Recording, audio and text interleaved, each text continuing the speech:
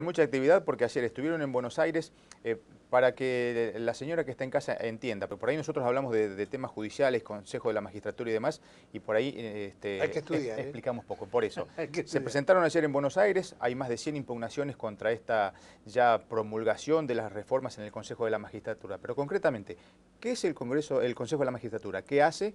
¿Para qué sirve? ¿Y cuáles son las modificaciones que ustedes están cuestionando? Bueno, es el órgano de selección y de sanción, digamos, de los jueces, ¿no? De control de los jueces. Y tiene además otras responsabilidades administrativas que hoy están en debate con la Corte. Pero lo que se ha hecho es una reforma, el Consejo tiene una composición donde hay representantes de las cámaras legislativas, representantes de los jueces, de los abogados y académicos. Y tenía todo un mecanismo de selección. Ahora eso se propone que vaya directamente a la elección general, es decir, que se elijan en la elección presidencial, y en esta ocasión se adelanta esa elección a la elección primaria del 11 de agosto. Además de eso hay un montón de cosas más, porque lo que hace es que para poder ser candidatos, obviamente tiene que ser a través de los partidos políticos, pero a la vez se restringen los acuerdos entre partidos políticos si uno no tiene representación en más de 18 distritos. Que el único que lo tiene es el Frente para la Victoria. El Frente para la Victoria, quizá el radicalismo. Me parece que, según Gil Lavedra, no llegaban, ¿eh? Puede ser, Ellos, pero no llegan a la alianza, o sea, no es que no tengan 18 distritos, sino que tiene que tener la misma conformación. Claro, es decir, porque si tenés una alianza con otra estructura... Pero además hay dos hechos mucho más graves, que es que la elección va a ser por sistema mayoría y minoría, o sea, como la vieja ley Sáenz Peña, con lo cual, supongamos que una fuerza saque el 30%, otra el 28% y otra el 27%, la del 27% no va a tener ninguna representación, y la del 28% la mitad que la que sacó el 30%. Y además modifica una cosa muy grave, que es que antes, para suspender a un juez, hacía falta 2/3 de los votos del Consejo de la Magistratura. Hoy va a ser con la mayoría simple. Sumado a que por un tiempo ese Consejo va a tener 20 y pico de miembros, es claro que lo que va a haber siempre, y es siempre, es decir, no es solo este gobierno, sino que la ley lo que hace es que siempre el presidente va a tener mayoría para suspender a un juez con mayoría simple. Es decir, es un sistema que retrocede mucho, que es claramente inconstitucional, que además es muy tramposo en el modo en el que se eligen y en las elecciones, porque supongamos que yo, como partido político, quiero presentar una lista, y si ningún juez acepta ir en mi lista, no puedo presentar. O sea, pone a los jueces por encima de los partidos, al contrario de lo que se dice. En definitiva, yo creo que es una ley totalmente inconstitucional y por eso la hemos impugnado tanto. Bueno, hay más de 100 impugnaciones, según online leíamos esta mañana, ¿no? Yo creo que además, he escuchado por algunos referentes políticos, que más allá de que hoy prosperara, esto va a un camino de anulación con en las próximas elecciones, de haber un cambio en el signo político. Bueno, siempre gobierno, en esto, ¿no? Es importante decirle a la gente, ¿no? La gente dice, bueno, ¿qué hacemos? ¿Qué hacemos? Bueno, por lo pronto, en octubre hay que cambiar las mayorías del Congreso, ¿no? Porque esto es una consecuencia también de esas mayorías. Lo veo muy factible, digamos, ¿no? Porque las encuestas, uno a veces no sabe realmente dónde está parado, porque sabemos que también siempre se favorece a que contrata. Pero veía que la Presidenta sigue todavía teniendo muy buena intención de voto, si bien ha decrecido, porque esto habla a las claras de una oposición que no termina de seducir a la gente. Bueno, ¿no? está claro, por supuesto, que nosotros tenemos que hacer el trabajo de no atomizarnos, ¿no? Sí. Tampoco quiere decir que nos juntemos todos, pero sí de que haya por lo menos 2 propuestas de la oposición que puedan reflejar y canalizar el voto de la gente. En Santa Fe lo vamos a hacer y creo que nos va a ir bien, y me parece que eso se va a repetir en la provincia de Buenos Aires, probablemente en la capital federal. Soy bastante optimista. Falta un poco porque el 12 de junio cierran los acuerdos y bueno, vamos a tratar de acá el 12 de junio de generarlo. Pero, Carlos, es muy importante entender, esta es una ley de una gravedad porque si no parece un tema muy técnico. No. El fondo de esto es entender que el Poder Judicial debe estar siempre alineado al Poder Ejecutivo. Así es. Es mucho más grave incluso que circunstancialmente el Poder Ejecutivo tuviera mayoría, porque nosotros tenemos un sistema que cada 2 años permite que si la gente quiere cambiar, la cambie. En este caso no se podría, como los jueces son inamovibles, no habría posibilidad de cambiarlo. Es de la, digamos, tradición más conservadora y menos democratizadora, a pesar de en materia judicial, porque es lo que antidemocrático. Además de antidemocrático, es profundamente reaccionario, porque como yo digo siempre, a veces este es un gobierno que cree que siempre va a gobernar, ¿no? Y en función de eso hace leyes en ese sentido. De ahí es la imposición de la eternidad. Pero hay si uno quiere repasar esto, una muy buena posición, yo siempre lo recomiendo, hay una gran exposición de la ex senadora Cristina Fernández de Kirchner, cuando el expresidente Menem mandó una ley similar, y por la cual la echaron de su bloque, y que argumentó con mucha precisión exactamente lo que no se debía hacer. Todo lo que se está haciendo ahora, sumado, bueno, a lo que vamos a vivir hoy, ¿no? Sumado al tema del blanqueo, que creo que termina de completar un pacto de impunidad en el país. Justamente, ayer Hermes Wiener habló de la cleptocracia en el poder, que es el gobierno de los ladrones. ¿Vos qué opinas al respecto? Porque fue muy temerario y además sorprendió a todo el periodismo, a nivel nacional también, que Hermes, que es bastante prudente, haya empleado un término tan duro. Carlos, acá hay una cosa muy clara. Aparece una investigación no solo periodística, sino también judicial, sobre un empresario fuertemente ligado al gobierno por sumas de dinero astronómicas. Aparece, digo, una investigación... En honor a la verdad, hay que decir que la investigación la inició Elisa Carrión en el 2004 junto a y Adrián la Pérez. potencia. Nosotros claro, como fuerza fuimos la primera fuerza que lo denunció en 2004. Por eso, él fue la única figura política o fuerza política que inicia esta acción y después la Nata le da esta popularidad por la televisión sumada a las investigaciones que habían hecho periodistas como Pañi o periodistas como Alconada Amón en su momento. O Majul con el libro El Dueño. Digo, precisamente por lo que vos me preguntabas. Fíjate vos, aparece una investigación. La investigación es una investigación sobre lavado de dinero.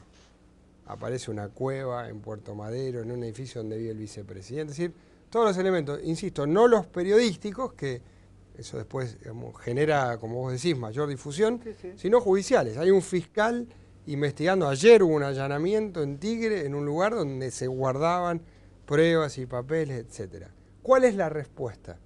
Generar una ley que le permitiría a cualquiera que tenga dólares generados en negro presentarse sin costo fiscal y sin posibilidad de investigación penal y canjearlo. Realmente, si esto no es una prueba de que hay un sistema de que frente a una investigación reacciona buscando impunidad, es indefendible. Y si vos escuchás las posiciones hoy, te vas a dar cuenta que aún en el propio oficialismo es bastante difícil de defender, porque, insisto, nada es más disolvente para un Estado que aceptar el dinero ilegal. Y nosotros tenemos un problema muy grave de seguridad en la Argentina, lo tenemos y lo estamos viviendo también, en nuestra región.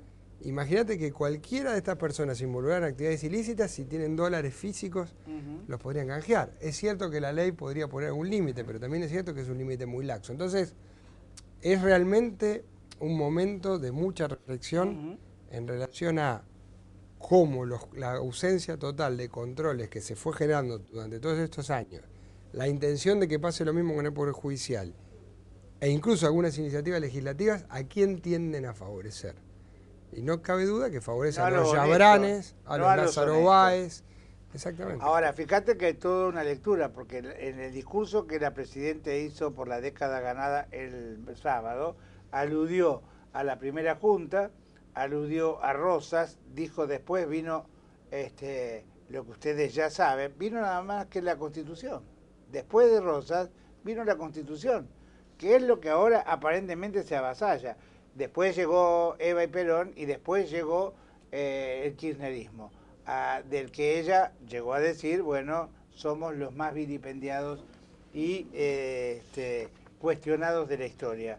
Digo, es muy grave todo esto porque de alguna manera lo del relato llega masivamente. ¿Cómo crees vos que va a reaccionar una sociedad que pendula entre la sorpresa y la anomia? Mira, yo creo que durante mucho tiempo el gobierno tuvo un relato muy inteligente porque tomaba cuestiones muy sentidas por la sociedad argentina, las usaba para otra cosa, pero indudablemente uno podía generarse una discusión. O sea, la discusión sobre la ley de medios fue una discusión de mucho tiempo en la Argentina y el gobierno la utilizó en base a eso, la estatización de YPF, la estatización, digamos, de los fondos previsionales. Es decir, había un relato donde el gobierno avanzaba y donde quienes creían en el gobierno, que esta es la etapa del verso, porque acá ¿qué engaño hay? Es decir, ¿qué implica una ley de lavado de dinero que no sea otra cosa que alguien que no pagaba impuestos y por lo pronto no tenía una actividad del todo lícita, o al menos si tenía una actividad lícita la hacía eludiendo su responsabilidad fiscal, puede ser beneficiado? ¿A quién beneficia? ¿Dónde está el beneficio para los sectores más humildes de la sociedad?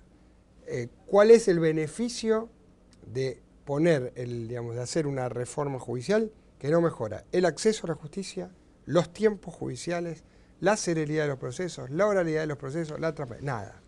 Entonces, te insisto, yo creo que también hay un punto donde hay un agotamiento de lo que en su momento fue un relato, en una etapa que hoy, digamos, directamente solo puede convencer a quien se quiere dejar convencer, ¿no? A leer como uno lee, que yo, en los documentos intelectuales que hablan de la corrupción como una cosa abstracta. En la Argentina se murieron 51 personas arriba de un tren porque una persona como Ricardo Jaime se hizo multimillonario. Tiene aviones, helicópteros, mansiones.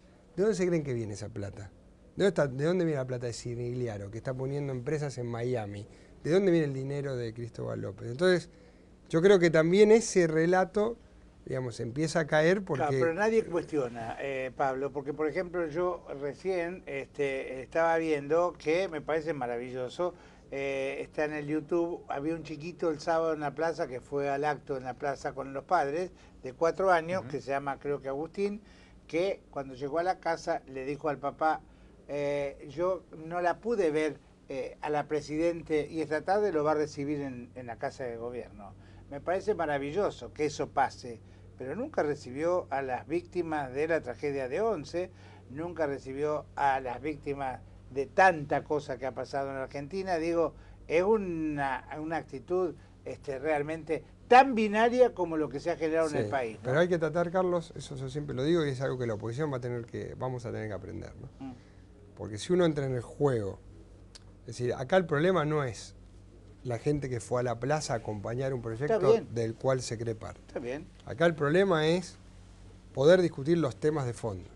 ¿Y por qué lo digo? Porque ya lo hemos vivido en la Argentina. La Argentina es un país donde hábilmente se generan antinomias y después esas antinomias cuestan años resolver. Entonces yo no quiero entrar en la trampa de gobierno de discutir en términos en abstracto, ¿no? De adhesión al relato, no sé, digamos, adherente al gobierno o gorila, etcétera, porque eso niega el debate político. Yo quiero discutir esta ley de reforma de la magistratura. ¿Qué es? Es claramente, digamos, una filosofía de lo más conservadora en materia de funcionamiento de democracia. Esta ley de blanqueo lavado, ¿qué es? Es un premio a las personas que en la Argentina no pagaron impuestos o tuvieron actividades ilícitas. Ahora querés discutir, pero no te dan la posibilidad. Bueno, pero es lo que hay que discutir, porque digo, a veces se trata de llevar a las trampas. La ley de medios, discutamos cómo se está aplicando, quiénes son los grupos que se están adecuando, quiénes compran las empresas de medios, cuáles fueron los movimientos. Entonces, eso es lo que yo creo. Están mejor los trabajadores de los medios en Argentina. En Buenos Aires están todos los medios gráficos sin firmar las notas porque, digamos, tiene un problema en la paritaria con el 80% de los medios en empresarios afines al gobierno. Entonces, discutir la verdad hace que haya, digamos, quede más claro que esto es más verso que relato y lo digo en serio, con el respeto a las personas que pueden creer en este proyecto, pero los argentinos también somos así, ¿no? Mucha ilusión durante mucho tiempo y después un enorme desencanto y en ese ciclo nunca podemos terminar de avanzar. También nos pasó durante los años 90 que cuando uno planteaba algo parecía que se estaba oponiendo al progreso y la modernización del país y lo estamos pagando hoy, ¿no? Pablo, gracias por haber venido. ¿Puedo dos cortitas antes del final dale. De otros temas?